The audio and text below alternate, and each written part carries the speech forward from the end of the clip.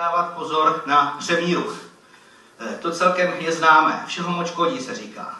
To už platí. Samozřejmě nejvíce to omílá u cukru, u tuků, ale v podstatě vy se můžete předávkovat třeba vlákninou, čímkoliv.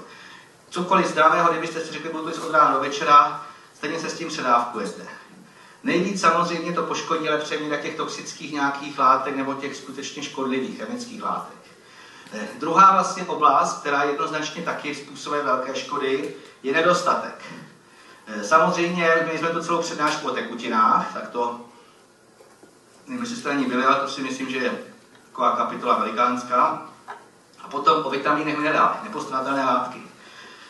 Já jsem naprosto byl fascinován, když si na příbalových letáčcích vitamínu, co si můžete koupit v lékárně, se třeba B1, B6, přečtete, co všechno způsobuje nedostatek. To je x psychických chorob, deprese, nespavost, všechno možné.